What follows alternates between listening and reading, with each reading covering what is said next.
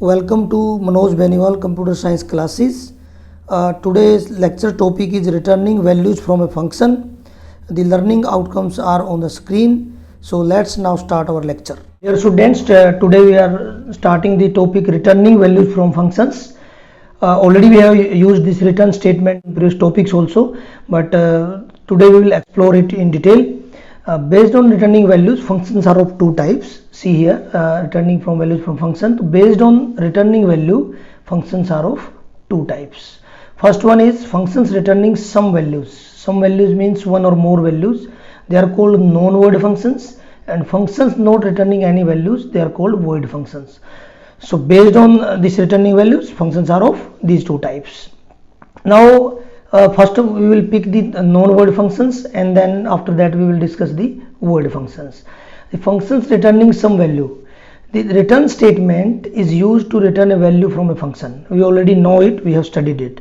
This statement can return, it can return a literal, very important point. It can return a variable, or it can return an expression. A literal means it can return like this. This example is return 5. So this is returning a literal. Return p, it is returning a variable. Return a plus 8 divided by 3 and whole divided by 2. This is returning an expression. This is return 6 plus 4. This is also returning an expression. Return p raised to power 3. It is also returning an expression. And this return a plus b by c. This is also returning an expression. So return statement can return three type of value: a literal, a variable, or an expression. These some example explain this. Now there is a special note that the returning value of a function, this is very important point, listen carefully. The return value of a function can be used by calling function in the following ways. In which ways the return value can be taken by the calling function? First is return value is used in assignment statement. Simply we have used it many times.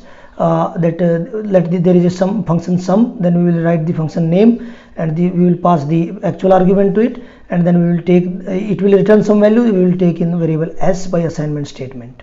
Another way is return value is used in print statement or function. Here we don't use any variable. We call the function, or we write the function calling statement in the print function itself. We also have used it in somewhere in some program. But the third is return value used in relation expression. This is also very important. Here this function sum will be called. The result it will return, that will be compared with 6, and then which result will be there, either true or false, that will be returned. So mainly it can be used in if else statements, conditional statements. So these are the three ways in which a calling function can take the values from that function which return the values. So in these three ways it can take, either by assignment statement, either by the print calling by in the print function, or by using the relational operator there in the function call. So these are three ways. This is second point, important point regarding this. The return statement ends a function execution even if it is in the middle of the function. So it is very important point. See this code. This is a function check, p is 100, and return p and print p. So here return p statement is coming, and after that there is one more statement in the function. But after returning, as soon as we encounter the return statement in a function, it will return the control to the calling function. So now this statement will not execute. Any number of statements after return statement are there in a function, they will not be executed. So this statement is unreachable because check function ends with return statement. This is unreachable statement. This is a very important point. Let's see this by Python code also. This is the Python code where this statement print p is here. So according to this, we call check, p is 100, it is returning p, and then with print p. So this should print 100 and 100. If 100 and 100, two values, if print p will execute, but it will print only one time this print s value, it will not reach here. So only one value will be printed. See the output. This is the output, 100 only. And one more thing, that if unreachable statements or unreachable code is there, then it will not give an error. This is very important point. It will execute the code successfully, but that statement will not be reached. So this was a very special note and very important note. After that, see this function not returning any value. So this was from the functions returning any value, and later on we also see function returning multiple value also. That are also non-void function, but we will discuss that later because that is some separate case. So now function not returning any value, they are called void functions. The function which do some task or computation but do not return any computation value, that is they do some task or computation but they do not return any value, they are called void function. A void function may or may not have a return statement. See here, first of all, this is one example, display function here, print hello, and we can call this by display. Just writing display we can call this function. Second is here print sum ABC return, so we can call by this. So these are the standalone statements. You can see here these are standalone statements. They use neither they use the assignment statement nor they are calling in the print function. Simply you can write the function name, and if it is requiring parameter then pass them, then simply you can call. So these are the way of calling the void function. Then there is another note, when a void function is used in assignment statement then it returns a none. Very important point. When this void function is used in a return statement is used in a void function, that is called empty return statement, that is called empty return, that is called empty return. When you use the return like this is empty return, this is empty return. And this here we can call it like this, B display and print B. It will return none, but it is not so much of use. Y will return some value, but sometime on condition base you have to return without returning any value, but you have to return based on condition. If that condition gives true, you want to return, so then empty return can be used there. You don't want to get any value, but you want to return the control from the function based on some condition, then empty return statement is very handy in that case. So this is the way void function can be handled. Now this last case is let this none example for this none statement also see. So this is our display function. It is having an empty return statement and we are calling it in assignment statement and we are printing that value. So now let's try to run it. It will give none. So a function with the empty return statement will return none. If you during calling you are using assignment statement, then it will return none. Now this is very important point in returning values, because till now we were returning single values or expressions we have used already before this period also, but now returning multiple values from a function is very important. A function may also return multiple values. It can be received by calling function in two ways. When a function returns multiple values, the calling function can accept this in two ways. Let's take the code and try to understand it. This example code is given here, so try to understand by this. There is a function square and it is returning, it is taking x, y, z three variables and it is returning their square of these all.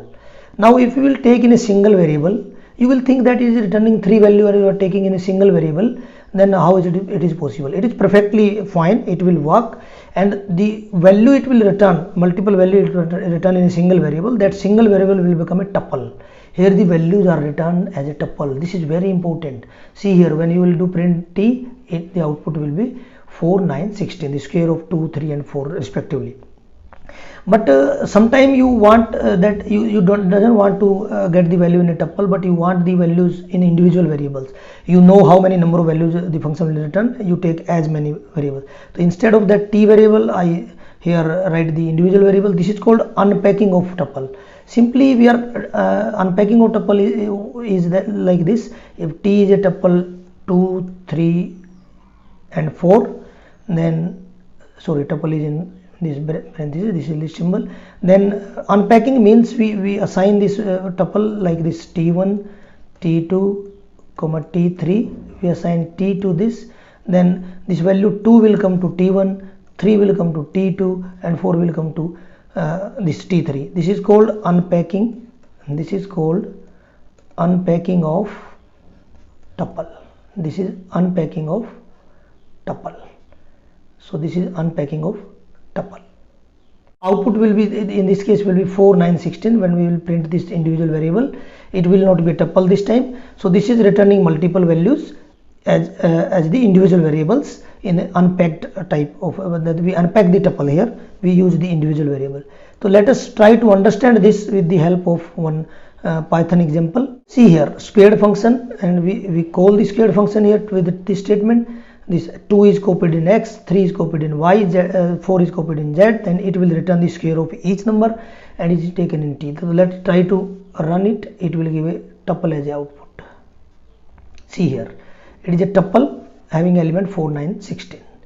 Similarly, let see the code for the individual variable returning multiple values in individual variables. So that is unpacking tuple, we can say. So see this, here we are taking in different variable, not in a tuple. The same code is here. We are calling the function and it is returning the square. So let try to run it. See here, it is returning 4, 9, 16 value like this. So now it is not a tuple, it is just a value. So it will return in this way. Now see this code. So there we study in the return values that there are two type of functions, void functions and non-void functions. The function which returns one or more values, they are non-void functions, and the function which return no value, they are void functions.